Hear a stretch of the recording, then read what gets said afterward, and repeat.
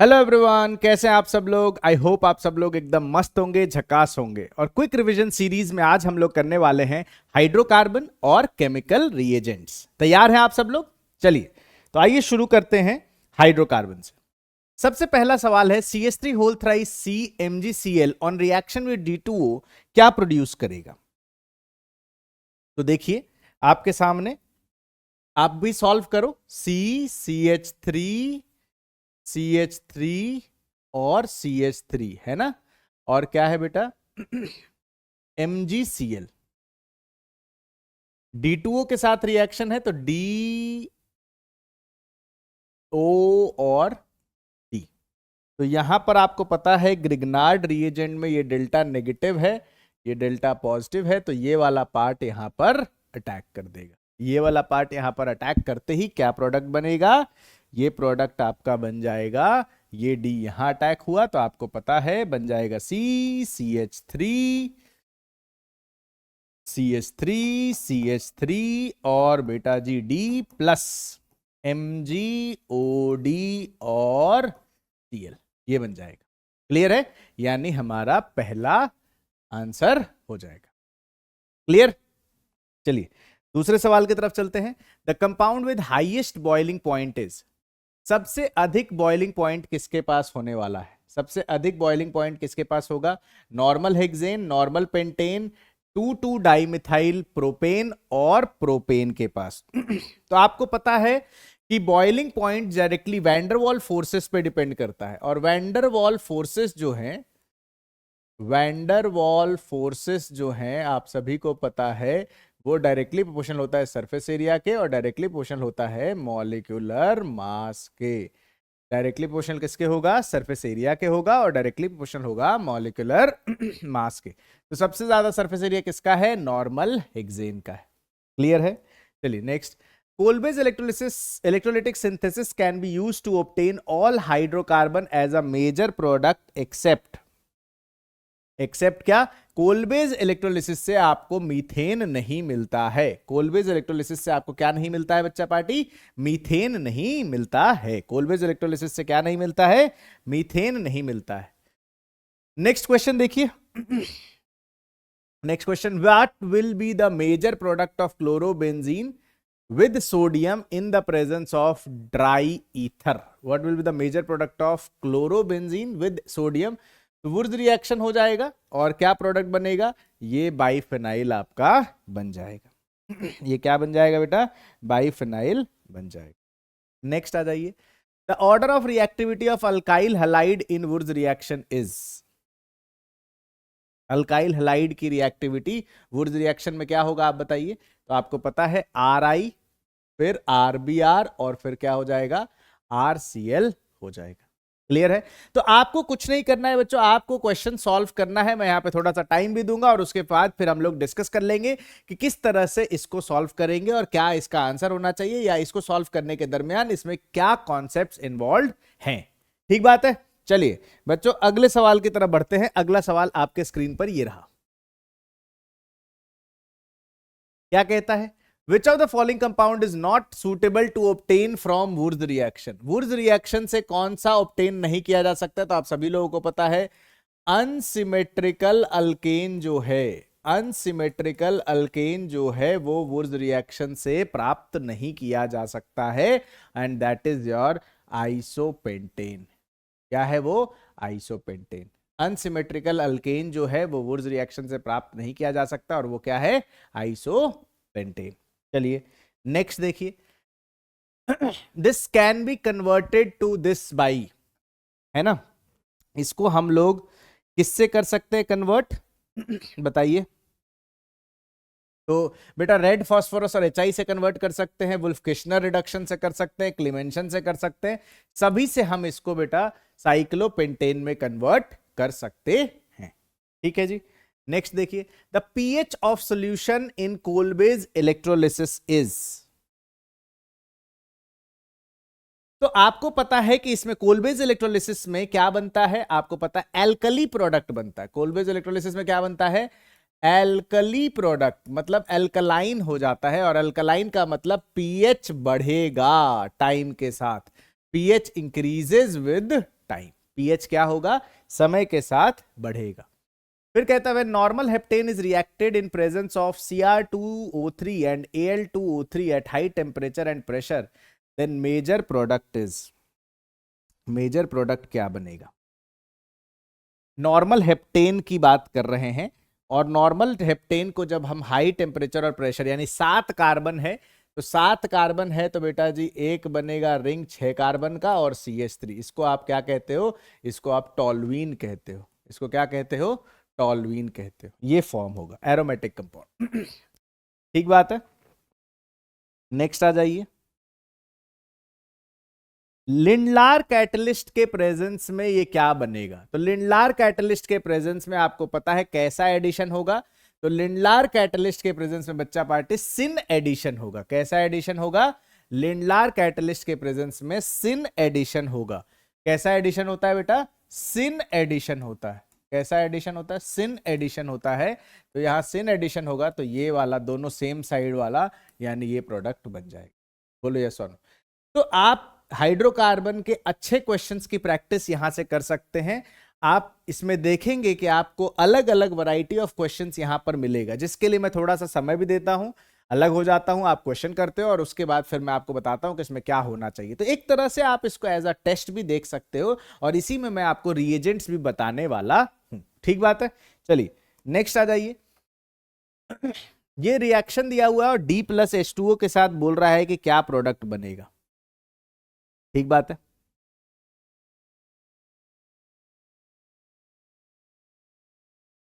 ठीक बात है, तो बताइए क्या प्रोडक्ट बनेगा D+H2O के साथ। तो ऑब्वियस सी बात है, अगर मैं यहां D जोड़ूंगा तो ऐसी जगह जोड़ू ताकि वो यहां पे डबल बॉन्ड आ जाए, ये D यहां जोड़ दिया, ठीक है, कार्बोकैटायन स्टेबल हो जाए। उसके बाद फिर जब अब D+ और H2O है, फिर OH का अटैक करना है, तो फिर उसके बाद यहां से मैं क्या कराऊंगा बेटा, हाइड्राइड शिफ्ट करा दूंगा। अब मेरा कार्बोकैटायन यहां हो जाएगा, और फिर उसके बाद H2O मेरा यहां आ जाएगा। यानी इस वाले पर OH आना है और इस वाले पर D आना है। तो आप देख लीजिए, इस वाले पर OH है और इस वाले पर D है, ये हो जाएगा। क्योंकि जब भी इलेक्ट्रोफिलिक एडिशन होता है तो आपका कार्बोकैटायन वहां बनता है जहां पर उसकी स्टेबिलिटी सर्वाधिक हो। अगर मान लीजिए यहां पे हमने कार्बोकैटायन बना, ये और स्टेबल हो सकता है बाय हाइड्राइड शिफ्ट, जैसे कि अभी यहां पर 2 डिग्री है, यहां पर ये 3 डिग्री हो जाएगा और उसके बाद वो प्रोडक्ट फॉर्मेशन कर लेगा। क्लियर है, क्लियर है, क्लियर है, क्लियर है, क्लियर है, क्लियर है, क्लियर है, क्लियर है। चलिए नेक्स्ट आ जाइए 13। The addition of HCl to 3,3,3 ट्राइक्लोरोप्रोपीन gives 3,3,3 ट्राइक्लोरोप्रोपीन से एडिशन करा रहा है। HCl का अगर एडिशन कराएंगे तो क्या मिलेगा, बताइए बेटा। बोलो बोलो बोलो बोलो। 3,3,3 ट्राइक्लोरोप्रोपीन से HCl का एडिशन, तो 3,3,3 ट्राइक्लोरोप्रोपीन आपको पता है Cl Cl Cl और बेटा जी CH डबल बॉन्ड CH2, ये 3,3,3 ट्राइक्लोरोप्रोपीन है। इसमें आप HCl का एडिशन करा दीजिए तो क्या हो जाएगा, कहां पर लगेगा। अब ऑब्वियस सी बात है कि यहां कार्बोकैटायन बनाओगे तो यहां पर इसका -H लग रहा है। यहां पर इसका क्या लग रहा है बच्चा पार्टी, यहां पर -H लगेगा, और -H लगेगा तो कार्बोकैटायन यहां पर बनाने जाओगे तो मुश्किल हो जाएगा। कार्बोकैटायन यहां बनाओगे तो मुश्किल होगा, क्योंकि ये डीस्टेबलाइज करेगा तो दूर बनेगा। यानी यहां पर कार्बोकैटायन बनेगा, यहां पर H आ जाएगा और लास्ट में CCl Cl Cl और CH H और CH2 Cl हो जाएगा। तो क्या बना, CCl3 CH2 CH2 Cl, CCl3 CH2 CH2 Cl, यानी ये पहला बन जाएगा। आपकी बात समझ आ गई हो क्यों नहीं बनेगा कार्बोकैटायन यहां पर, क्योंकि यहां पर कार्बोकैटायन बनाओगे तो डिस्टेबलाइज हो जाएगा। किसके वजह से, नेगेटिव हाइपर कंजुगेशन के वजह से। नेक्स्ट आ जाइए, क्वेश्चन नंबर 14 देखिए बेटा।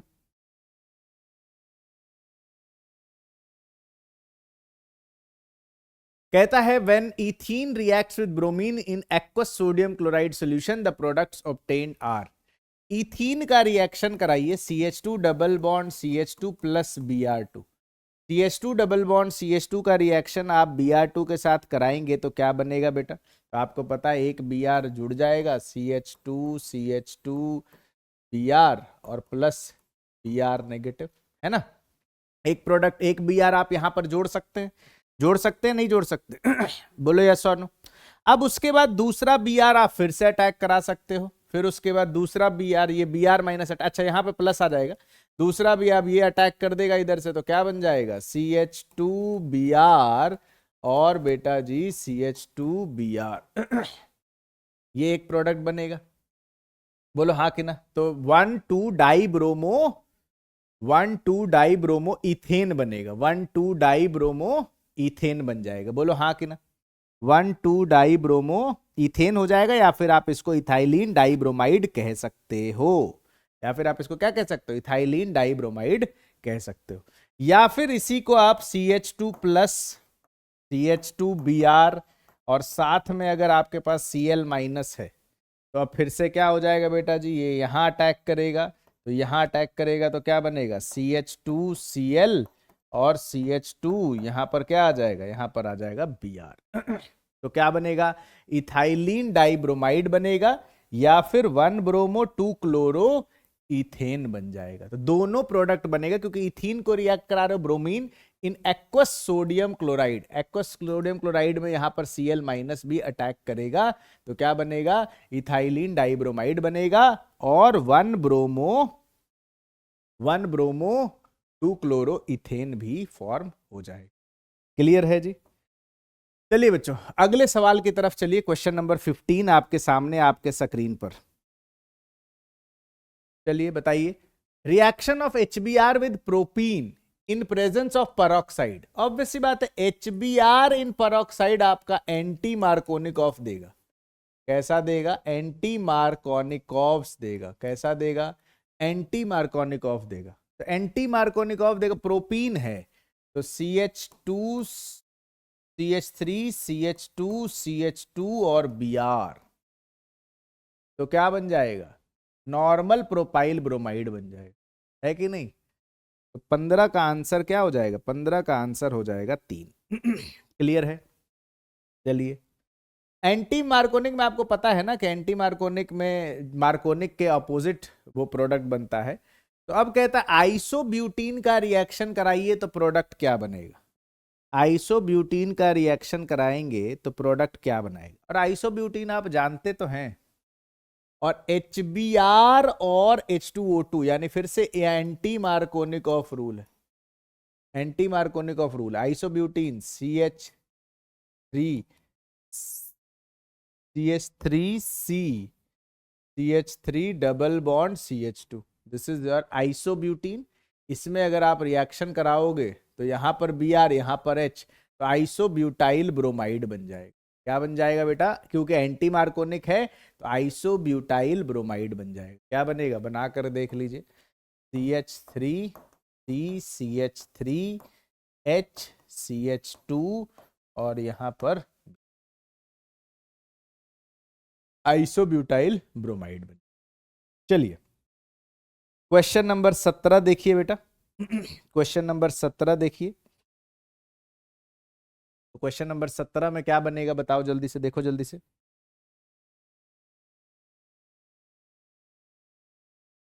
कहता है एक अल्कीन है जिसको ट्रीट करते हॉट एसिडिफाइड KMnO4 से, तो 4 ऑक्सोपेंटेनोइक एसिड देता है। 1 2 3 4 डबल बॉन्ड OH, 1 2 3 4, और 4 पे ऑक्सो है, 1 2 3 4 C double bond O, 4 oxopentanoic acid देता है ना। एक अल्कीन है जिसको ट्रीट करते हो हॉट एसिडिफाइड KMnO4 से। किससे ट्रीट करते हो बेटा?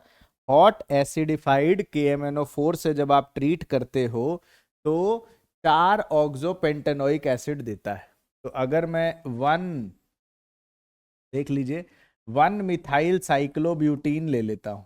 क्या ले लेता हूं?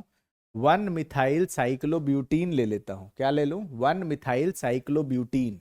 1 मिथाइल साइक्लोब्यूटीन ले लिया। अच्छा, और उसके बाद इसका रिएक्शन अगर मैं कर दूं किसके साथ बेटा?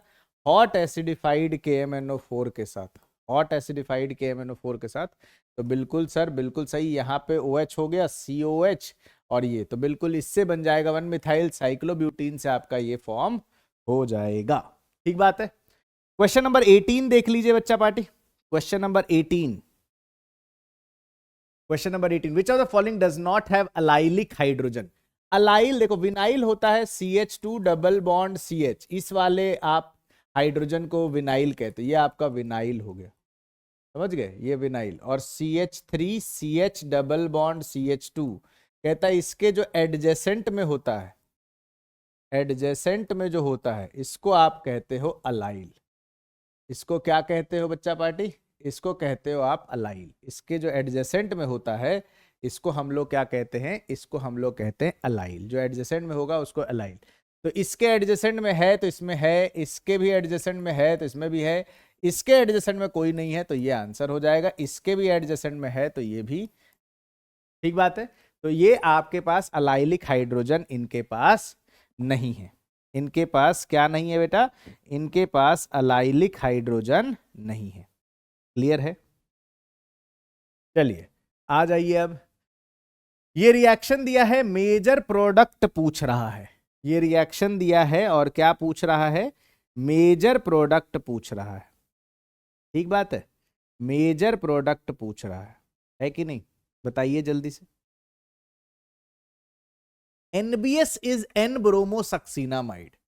NBS आपको पता है क्या है, एन ब्रोमोसक्सीनामाइड।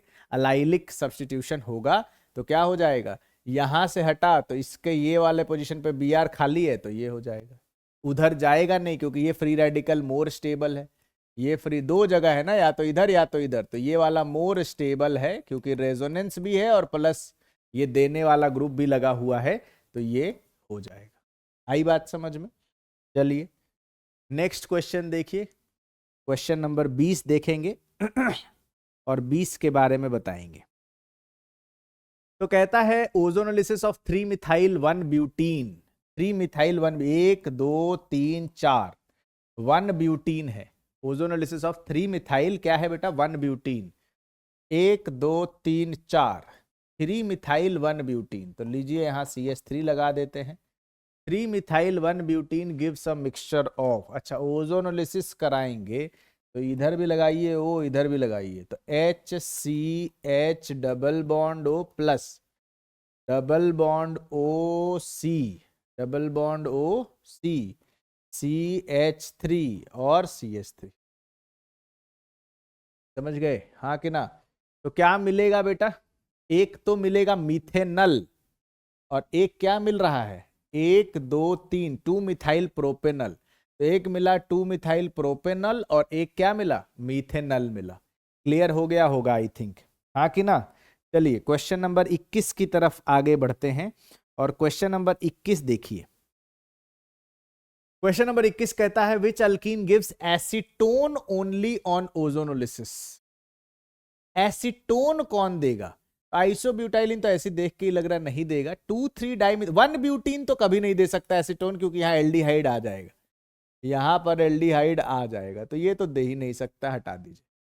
1 ब्यूटीन ये भी गया तो यही देगा मेरे हिसाब से, बाकी चेक कर लीजिए। 2 ब्यूटीन तो 1 2 3 4 2 ब्यूटीन हो गया। 2 पर भी लगा दीजिए CH3 और यहां पर भी लगा दीजिए CH3। उसके बाद आप करिए काम जो करना है, यहां भी हो यहां भी हो, तो मिल गया ना CH3C CH3 double bond O और प्लस दूसरा क्या हो जाएगा CH3 और क्या CH3 और डबल बॉन्ड। तो सिर्फ और सिर्फ क्या मिलेगा एसीटोन, किससे मिलेगा, सिर्फ और सिर्फ थर्ड नंबर वाले पार्टी से मिलेगा। ठीक है जी, चलिए 22 नंबर सवाल की तरफ आगे बढ़ते हैं। बताइए 22 नंबर सवाल आपके सामने ये रहा, ठीक बात है? बताइए बेटा 22 नंबर सवाल क्या होगा? तो आपको पता है oxidation of isobutylene with acid potassium permanganate give. तो एक तो आपको एसीटोन मिल जाएगा और एक HCOH मिलेगा जो कि जिससे आप CO2 प्राप्त कर सकते हैं। ठीक बात है। क्वेश्चन नंबर 23 की तरफ अग्रसर होते हैं। क्वेश्चन नंबर 23 देख लीजिए। क्वेश्चन नंबर 23 तो क्या कहता है, विच of the following reaction is used for locating the position of double bond in an alkene. Hydroboration नहीं, हाइड्रोक्सिलेशन नहीं, क्लोरो हाइड्रोक्सिल, ओजोनोलिसिस होगा। क्योंकि देखो ना सिंपल है, अगर मैं एसीटोन की बात करूं CH3 double bond O plus O double bond C CH3 और CH3, ये ओजोनोलिसिस प्रोडक्ट है, ठीक है जी। अगर मैं कहूं कि भैया इसमें से तुम ये निकाल लो, निकाल लोगे तो क्या मिला, CH3 C, CH3 double bond C, CH3 और CH3, ये क्या देखने को मिला, ये देखने को मिला कि भैया ये आपका अल्कीन बनेगा। आप डबल बॉन्ड का पोजीशन बता सकते हैं। क्लियर है जी सर। क्वेश्चन नंबर 24 की तरफ आगे बढ़ते हैं। क्वेश्चन नंबर 24 की तरफ हम लोग अग्रसर होते हैं। बताइए क्या बनेगा। An alkene A contains 3 CC, 3 carbon, 8 carbon hydrogen sigma bonds and 1 CC pi bond. A on ozonolysis gives 2 moles of an aldehyde of molar mass 44. Which of the following IUPAC name of A? ठीक बात है। तो देखिए, तो अगर alkene contains 3 CC bond, 1 2 3 4, 3 CC bond कह रहा है, क्या कह रहा है, 3 CC बॉन्ड है ना, 1 CC pi bond, 1 CC pi bond भी है, चलिए लगा देते हैं। gives 2 moles of aldehyde of molar mass 44. तो जरा एल्डिहाइड बना के देखें क्या, CH3CH डबल बॉन्ड O, देखें भाई 12 दूनी 24, कितना कह रहा है 44, तो 12 दूनी 24 कार्बन हो गया प्लस 16 ऑक्सीजन हो गया, 3 और 1 4, 4 ये हो गया, तो 6 4 10 4 14, 2 1 3 1 4, हाँ बिल्कुल सही है। ये plus CH3C double bond O और H हो जाएगा, यानी हमें ब्यूट 2इन से ये प्राप्त हो जाएगा। कोई दिक्कत बेटा, कोई दिक्कत नहीं जी। चलिए तो 25वें सवाल की तरफ आगे बढ़े। यहां तक अगर कोई दिक्कत नहीं है तो क्या 25वें सवाल की तरफ आगे बढ़े, बिल्कुल। विच of the following alkenes on ozonolysis gives a mixture of ketone only. कौन सा सिर्फ और सिर्फ आपको कीटोन देगा, जल्दी देखिए, कौन सा सिर्फ और सिर्फ आपको कीटोन देगा। तो ये वाला कीटोन देगा, विच ऑफ द फॉलोइंग ओजोनोलिसिस, ये वाला कीटोन देगा क्या, नहीं सर, ये एल्डिहाइड दे रहा है, CH3C डबल बॉन्ड OH नहीं देगा। ये वाला कीटोन देगा, ये लगा के चेक करो ना तुरंत, ये वाला नहीं देगा, क्यों, क्योंकि एल्डिहाइड दे रहा है, तो ये भी नहीं देगा। ये वाला कीटोन देगा, हाँ ये देगा सर, क्योंकि एक देखो, एक आपके पास ये डबल बॉन्ड O आ गया और प्लस आपके पास C double bond O, C पर क्या आ गया CH3 और CH3, हाँ सर ये वाला तो दे रहा है कीटोन, एक तो ये देगा और ये वाला भी देगा, क्योंकि देखो इसमें देखोगे तो CH3 C, CH3 double bond O plus O double bond C और CH3 और CH3, तो ये भी कीटोन दे रहा है, तो C और D ये वाला आपको कीटोन दे रहा है। क्लियर है, तो कर लेंगे इस तरह के क्वेश्चन अगर आएगा तो कर लोगे, यस और नो, हाँ जी सर। तो अब हम लोग बात करेंगे बेटा टेस्ट की, है ना, टेस्ट और रिएजेंट्स की बात करने वाले हैं। सबसे पहले जो इंपॉर्टेंट है that is Lucas test. Lucas reagent क्या होता है, ल्यूकास रिएजेंट क्या है, तो कंसंट्रेटेड HCl और एनहाइड्रस ZnCl2। जो आपका ल्यूकास रिएजेंट है वो क्या है, वो कंसंट्रेटेड HCl है और एनहाइड्रस ZnCl2 है। किस के लिए यूज करते हैं बच्चा पार्टी, तो use for identification of 1 degree 2 degree and 3 degree alcohol. इसके लिए 1 डिग्री 2 डिग्री और 3 डिग्री एल्कोहल के लिए हम लोग इस्तेमाल करते हैं। ठीक बात है, किसके लिए, 1 डिग्री 2 डिग्री और, तो कैसे पहचानेंगे, मान लीजिए 1 डिग्री एल्कोहल है, आपने ल्यूकास रिएजेंट मिला दिया, तो यहां पर रूम टेम्परेचर पर कोई रिएक्शन नहीं होता है और ये टर्बिडिटी देता है after 30 minutes on gentle heating, on gentle क्या हीटिंग। ठीक बात है। 2 डिग्री की बात करें, 2 डिग्री की अगर बात करते हैं तो 2 डिग्री कंसंट्रेटेड HCl और एनहाइड्रस ZnCl2 अगर लेंगे ल्यूकास रिएजेंट, तो टर्बिडिटी अपीयर होता है 5 मिनट में के बाद, और 3 डिग्री सबसे खतरनाक तरीके से तुरंत एकदम इमीडिएटली आपको टर्बिडिटी मिल जाता है। तो ल्यूकास टेस्ट क्या होता है, 1 डिग्री 2 डिग्री और 3 डिग्री एल्कोहल के लिए इस्तेमाल में लिया जाता है, और रिएजेंट क्या है, कंसंट्रेटेड HCl और एनहाइड्रस ZnCl2। 3 डिग्री एल्कोहल तुरंत आपको टर्बिडिटी दे देता है, 2 डिग्री एल्कोहल 5 मिनट बाद देता है, और 1 डिग्री तो बिल्कुल देता ही नहीं है रूम टेम्परेचर पर, लेकिन अगर इसको हम लोग जेंटली हीट करें तो फिर आपको 30 मिनट के बाद आपको टर्बिडिटी देखने को मिल जाता है। ठीक बात है।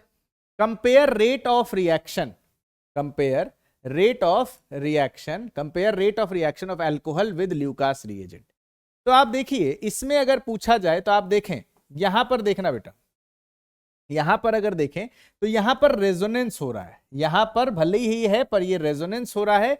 और यहां पर अगर बात करें तो यहां पर आपके पास क्या है बेटा, 3 डिग्री है। यहां पर भी अगर बात करें तो ए का तुरंत ए को तुरंत मिलेगा। क्यों मिलेगा?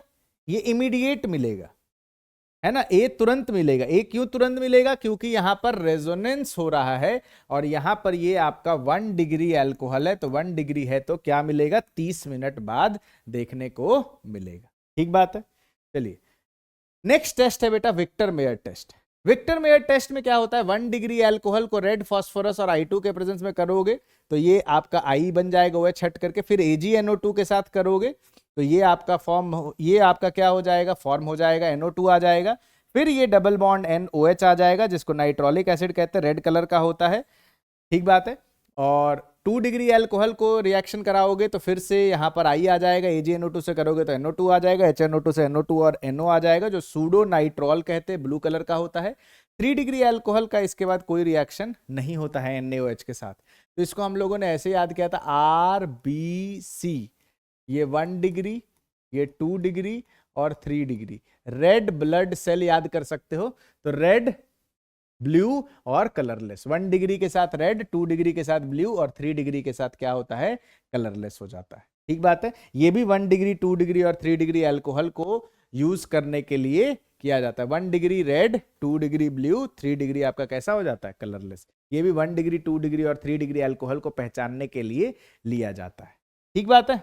चलिए नेक्स्ट आ जाइए, न्यूट्रल FeCl3 टेस्ट। तो न्यूट्रल FeCl3 टेस्ट की बात करें अगर, तो ये OH के साथ, ये FeCl3 के साथ रिएक्शन होगा तो ये आपका एक कॉम्प्लेक्स बन जाता है। ये आपका क्या बन जाता है बेटा, एक कॉम्प्लेक्स बन जाता है जो कि वायलेट कलर्ड कॉम्प्लेक्स होता है। ठीक बात है। इसको क्यों यूज करते हैं, ये अल्कोहलिक और फिनोलिक कंपाउंड को टेस्ट करने के लिए यूज करते हैं।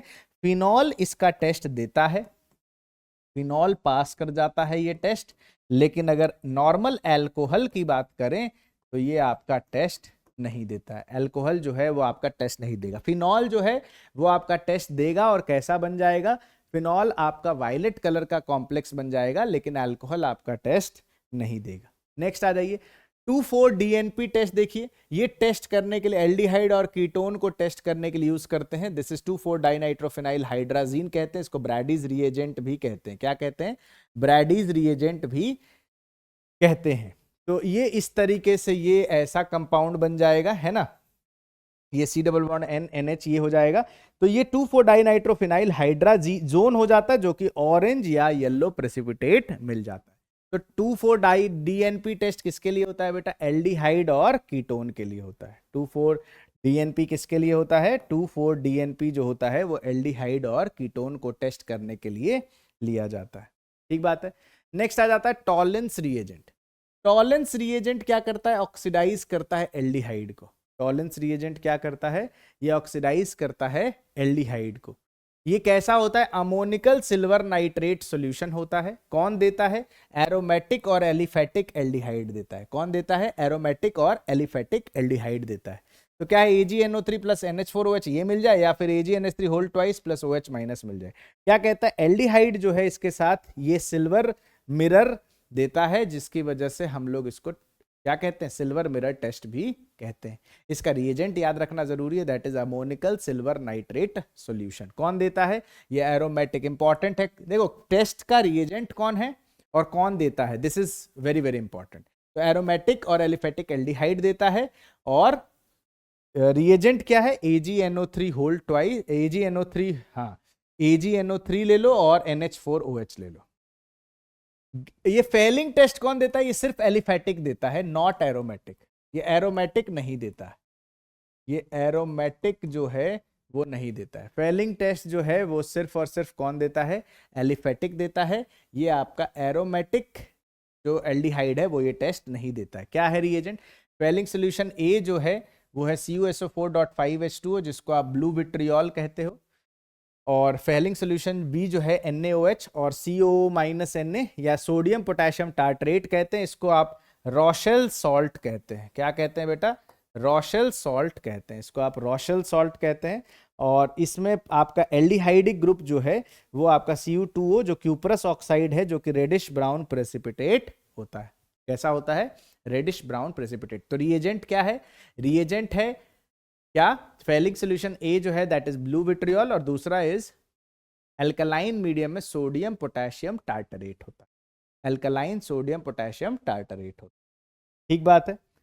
नेक्स्ट है बेनेडिक्ट टेस्ट। ये कौन देता है? ये एलिफेटिक एल्डिहाइड देता है। बेनेडिक्ट सोल्यूशन क्या है? CuSO4.5H2O। ये आपका ब्लू विट्रियोल है। बेनेडिक्ट सोल्यूशन बी जो है वो आपका NaOH बेसिक मीडियम में, और सिट्रेट लेते हैं। क्या लेते हैं? सिट्रेट। ये भी एरोमेटिक नहीं देता है, नॉट एरोमेटिक एल्डिहाइड। ये सिर्फ एलिफेटिक देता है, एरोमेटिक एल्डिहाइड ये टेस्ट नहीं देता है। एरोमेटिक एल्डिहाइड ये टेस्ट नहीं देता है। ठीक बात है। चलिए नेक्स्ट आ जाइए। तो अब एक नोट है कि Tollens reagent oxidises both aliphatic and aromatic aldehyde. सही बात है। टॉलेंस रिएजेंट जो है वो दोनों एरोमेटिक और एलिफेटिक दोनों एल्डिहाइड क्या करता है? वो ऑक्सीडाइज करता है। लेकिन फेलिंग सोल्यूशन और बेनेडिक्ट सोल्यूशन है, ये सिर्फ और सिर्फ एलिफेटिक एल्डिहाइड को ही ऑक्सीडाइज करता है। सिर्फ और सिर्फ किसको करता है? एलिफेटिक एल्डिहाइड को ऑक्सीडाइज करता है। एक चीज यहां पर देखो बेटा, RCH2 C triple bond CH, ये है टर्मिनल अल्काइन। कैसा अल्काइन है? टर्मिनल अल्काइन है। ये कैसा अल्काइन है? टर्मिनल अल्काइन है। इसको टॉलेंस रिएजेंट से करोगे तो सिंस यहां पर एसिडिक हाइड्रोजन मौजूद है, कैसा हाइड्रोजन मौजूद है बेटा? यहां पर एसिडिक हाइड्रोजन मौजूद है, तो फिर ये RCH2 C triple bond C minus Ag+, ये एक व्हाइट प्रेसिपिटेट दे देगा, ये एसिड बेस रिएक्शन कर जाएगा। लेकिन अगर मैं बीच वाला यानी इंटरनल अल्काइन की बात करूं, अगर मैं इंटरनल अल्काइन की बात करूं तो ये टॉलेंस रिएजेंट के साथ कोई रिएक्शन नहीं देगा। क्यों? क्योंकि यहां पर एसिडिक हाइड्रोजन मौजूद नहीं। आई बात समझ में? नेक्स्ट आ जाइए। स्किफ्स रिएजेंट की बात करें, अगर स्किफ्स रिएजेंट की अगर बात करें तो स्किफ्स रिएजेंट है H2NC6H4 होल थ्राइस Cl। ये डाइल्यूट सॉल्यूशन है पीरोजालिन हाइड्रोक्लोराइड का, या फिर इसी को आप मेजेंटा डाई भी कहते हैं। क्या कहते हैं? मेजेंटा डाई कहते हैं। ये एक पिंक कलर डाई है जिसको आप स्किफ्स डाई कहते हो। SO2 के साथ अगर इसका रिएक्शन करा देंगे तो ये कलरलेस सॉल्यूशन देता है स्किफ रिएजेंट का। ये यहां पर वापस अगर एल्डिहाइड से कराओगे तो पिंक कलर रिस्टोर हो जाएगा, कीटोन से कराओगे तो कलरलेस रहेगा। यहां पे कोई भी पिंक कलर रीअपियर नहीं होने वाला है। ठीक बात है। तो ये एक सिंपल रिएजेंट है। Iodoform test. आयोडोफॉर्म टेस्ट क्या है? CHI3 जो है वो आपका आयोडोफॉर्म है। इसको एंटीसेप्टिक की तरह यूज करते हैं।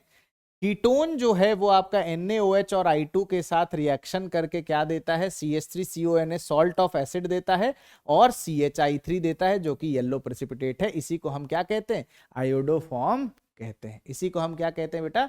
आयोडोफॉर्म कहते हैं। तो कौन टेस्ट देगा? देखो, तो अगर आपके पास कहीं भी CH3CH और CH3 है इस तरीके से, या फिर CH3C डबल बॉन्ड O इस तरीके से है, तो ये दोनों अगर दिख जाए तो टेस्ट देंगे। जैसे देखिए, इसमें दिख गया तो टेस्ट देगा, इसमें नहीं दिखा तो नहीं देगा, इसमें नहीं दिखा तो नहीं देगा, इसमें देखिए इसमें भी नहीं दिखा तो नहीं देगा, इसमें दिख रहा है तो देगा, इसमें भी नहीं दिख रहा है तो नहीं देगा, है ना? तो ये दोनों ग्रुप्स अगर आपको दिखते हैं तो वो टेस्ट देंगे, और अगर नहीं दिख रहे हैं तो वो टेस्ट नहीं देंगे। ठीक है जी। नेक्स्ट आ जाइए। इसकी अगर बात करें तो यहां पर भी ये देखिए CH3C डबल बॉन्ड O है तो दे रहा है, यहां पर CH2CH2 है तो नहीं देगा। अगर इसको NaOH और I2 के साथ रिएक्शन कराओगे तो ये एल्डिहाइड बनेगा, एसिड बेस रिएक्शन दे देगा। ठीक बात है। इसको करोगे तो कीटोन बनेगा, ये भी एसिड बेस रिएक्शन दे देगा, है ना? तो इस तरीके से आपको आइडेंटिफाई करना पड़ेगा। क्लियर है? नेक्स्ट आता है बेटा सोडियम बाइकार्बोनेट टेस्ट। कौन सा टेस्ट? सोडियम बाइकार्बोनेट टेस्ट, जिसको आप NaHCO3 टेस्ट भी कहते हैं। ये कार्बोक्सिलिक एसिड को टेस्ट करने के लिए यूज किया जाता है। जैसे अगर एसिड है, NaHCO3 अगर डालोगे वीक बेस है, तो ये इसका सॉल्ट ऑफ एसिड बना देगा, साथ में H2 और CO2 मिलेगा, यहां पर आपको ब्रिस्क एफरवेसेंस देखने को मिलता है। तो ये किसके लिए बताता है, कार्बोक्सिलिक एसिड मौजूद है या नहीं, उसके लिए ये टेस्ट हेल्पफुल है। ठीक बात है। नेक्स्ट आता है ब्रोमीन वाटर टेस्ट। Br2 और H2O आपका रेडिश ब्राउन कलर का होता है। ये टेस्ट है अनसैचुरेशन का। किसका टेस्ट है, अनसैचुरेशन का टेस्ट है। और अगर इसका रिएक्शन हम Br2 H2O के साथ करेंगे तो आपको यहां पर OH और ये Br आएगा, यानी आपको एक इनैंशियोमरिक पेयर देखने को मिलेगा। ठीक बात है। तो अगर मैं कहूं प्रोडक्ट ऑप्टिकली एक्टिव है क्या प्रोडक्ट मिक्सचर, तो वो रेसिमिक मिक्सचर होगा, कलरलेस सॉल्यूशन होगा। तो अगर Br2 वाटर है और उसमें ये अल्कीन या कोई भी आप अनसैचुरेटेड कंपाउंड मिलाएंगे तो वो सैचुरेटेड हो जाएगा और वो कलरलेस हो जाएगा। तो अगर ब्रोमीन वाटर जो रेडिश ब्राउन कलर का है अगर वो कलरलेस हो जाता है तो हम क्या कहेंगे कि ये टेस्ट पास कर गया। ठीक है जी। नेक्स्ट आइए, which of the following gives bromine water test. तो ये देगा, ये नहीं देगा, ये अनसैचुरेटेड देगा, ये भी देगा। बेंजीन नहीं देगा। क्यों नहीं देगा बेंजीन, क्योंकि ये एरोमेटिसिटी का लॉस हो जाएगा यहां पर, और अगर एरोमेटिसिटी का लॉस होगा, ये नॉन एरोमेटिक हो गया, तो कोई भी एरोमेटिक कंपाउंड नॉन एरोमेटिक की तरफ जाना पसंद नहीं करेगा। उसी तरह यहां से ये वाला पार्ट आपका दे। ठीक बात है। चलिए नेक्स्ट आता है सोडियम बाईसल्फाइड टेस्ट, जिसको आप NaHSO3 कहते हैं, कि आप इसको रिएक्ट कराओ NaHSO3 से तो आपको एक व्हाइट क्रिस्टलाइन सॉलिड मिलेगा, CH3CH3OH और SO3Na। ऑल एलिफेटिक और aromatic aldehyde gives white crystalline solid with NaHSO3। NaHSO3 के साथ सभी व्हाइट क्रिस्टलाइन सॉलिड देगा। In case of ketone, ketone के केस में सिर्फ methyl ketone gives white crystalline solid with Na। देखो एल्डिहाइड सारे देंगे, चाहे वो एलोफेटिक हो चाहे वो एरोमेटिक हो, लेकिन कीटोन के केस में सिर्फ और सिर्फ मिथाइल कीटोन देगा NaHSO3 टेस्ट। जैसे अगर पूछे तो एल्डिहाइड देगा, एल्डिहाइड देखिए दे रहा है, ये आपका दे रहा है एल्डिहाइड है, कीटोन में ये मिथाइल है तो देगा, फिनाइल कीटोन नहीं देगा, ये भी आपका इथाइल वाला पार्ट आ रहा है तो ये भी नहीं देगा। आई बात समझ में। तो ये कुछ इंपॉर्टेंट है। फिर आता है हिंसबर्ग टेस्ट। हिंसबर्ग टेस्ट क्या होता है, ये 1 डिग्री 2 डिग्री और 3 डिग्री अमीन को डिस्टिंग्विश करने के लिए होता है। हिंसबर्ग रिएजेंट होता है benzene sulfonyl chloride. Benzene sulfonyl chloride आपका क्या होता है, हिंसबर्ग रिएजेंट होता है। और अगर इसको हम 1 डिग्री अमीन के साथ रिएक्शन कराते हैं तो एन अल्काइल बेंजीन सल्फोनामाइड बनेगा, और ये सॉल्युबल होता है NaOH या फिर अल्कलाइन मीडियम। 2 डिग्री से कराएंगे, सिंस यहाँ पे फिर से हाइड्रोजन मौजूद है तो NN di alkyl benzene sulphonamide बनेगा, और ये N सॉल्युबल होता है NaOH और अल्कलाइन मीडियम में। और 3 डिग्री में कोई हाइड्रोजन नहीं है तो इसीलिए कोई रिएक्शन नहीं। तो 1 और 2 डिग्री में बनेगा, लेकिन एक में सॉल्युबल प्रोडक्ट बनेगा, एक में इनसॉल्युबल प्रोडक्ट बनेगा, और 3 डिग्री में कोई प्रोडक्ट बनने वाला नहीं। फिर आता है कार्बाइल अमाइन रिएक्शन और आइसोसाइनाइड टेस्ट। RNH2 प्लस CCl2 NaOH के साथ अगर बात करें तो अल्काइल आइसोसाइनाइड बनेगा। तो इसमें ध्यान रखने वाली बात यह है कि 1 डिग्री अमीन, एनिलीन और NH3 जो है वो ये आइसोसाइनाइड टेस्ट देते हैं। 2 डिग्री अमीन, 3 डिग्री अमीन और अमाइड जो हैं वो कार्बाइल अमाइन टेस्ट नहीं देते हैं। 2 डिग्री अमीन, 3 डिग्री अमीन और अमाइड जो है वो आपका कार्बाइल अमाइन टेस्ट नहीं देते। तो ये बात आपको यहाँ पर ध्यान रखनी होगी। फिर आता है हॉफमैन मस्टर्ड ऑयल टेस्ट। ये आइडेंटिफिकेशन ऑफ 1 डिग्री अमीन और एनिलीन के लिए यूज होता है। इसके लिए यूज होता है 1 डिग्री अमीन और एनिलीन के लिए। तो 1 डिग्री अमीन का आप रिएक्शन करा देंगे तो क्या बनेगा, RNH C double bond S SH HgCl2 के साथ रिएक्शन कराओगे तो अल्काइल आइसोथायोसाइनेट बनेगा, और इसका स्मेल होता है मस्टर्ड ऑयल के जैसा। ठीक बात है। इसका 2 डिग्री का भी रिएक्शन कराओगे तो कोई रिएक्शन नहीं देखने को मिलेगा। तो सिर्फ 1 डिग्री के लिए और एनिलीन के लिए ही यूज होता है। 2 डिग्री और 3 degree Hofmann mustard oil test नहीं देते हैं। 3 डिग्री में भी कोई रिएक्शन आपको नहीं देखने को मिल रहा है, लेकिन जब आप एनिलीन ले रहे हैं, जब आप क्या ले रहे हैं, एनिलीन ले रहे हैं, तो ये आपके इसके साथ क्या मिलेगा, फिनाइल आइसोथायोसाइनेट मिलेगा। इसका भी आपका स्मेल मस्टर्ड ऑयल के जैसा होगा। तो मस्टर्ड ऑयल टेस्ट किसके लिए है, this is just for 1 degree amine और एनिलीन। फिर आता है मुलिकन बार्कर टेस्ट, ये फिर नाइट्रोबेंजीन का टेस्ट है कि NO2 का Zn और NH4Cl के साथ इथेनॉलिक सॉल्यूशन के साथ अगर टेस्ट कर देते हो तो NaOH यानी फिनाइल हाइड्रोक्सिल अमीन बनता है। टॉलेंस रिएजेंट के साथ अगर आप इसका फर्दर रिएक्शन करेंगे तो नाइट्रोसोबेंजीन मिल जाएगा प्लस सिल्वर मिरर मिलेगा, जो कि कैसा कलर का होता है, ग्रे कलर, या फिर आप ब्लैक प्रेसिपिटेट के फॉर्म में इसको देख सकते हैं। अगला टेस्ट है बेयर्स रिएजेंट, ये भी अनसैचुरेशन का टेस्ट है। बेयर्स रिएजेंट होता है 1% कोल्ड अल्कलाइन KMnO4, ये एक ऑक्सीडाइजिंग एजेंट है, कलर होता है पिंक। अगर कोई अनसैचुरेटेड कंपाउंड का आप रिएक्शन कराओगे तो यहां पर ये सिन एडिशन ग्लाइकॉल बना लेता है 1,2-डायोल। तो कहता है alkene on passing through dilute alkaline KMnO4 या Baeyer's reagent it decolourises pink colour of KMnO4 and gives brown precipitate of M। किसका प्रेसिपिटेट मिल जाएगा? ब्राउन प्रेसिपिटेट मिल जाएगा किसका? MnO2 का। कोई दिक्कत? तो ये कुछ टेस्ट थे जो हमने यहां पर देखा, ठीक बात है। तो आज के सेशन में हमने हाइड्रोकार्बन और टेस्ट को रिवाइज करा है। आई होप आप सब लोगों को ये देख करके मजा आया होगा, अच्छे से नोट्स बना लिया होगा आपने, ठीक बात है। तो मिलते हैं आपसे नेक्स्ट सेशन में, तब तक के लिए पढ़ते रहिए, मुस्कुराते रहिए और ढेर सारे सवाल लगाते रहिए। Bye bye everyone, bye bye, tata, take care.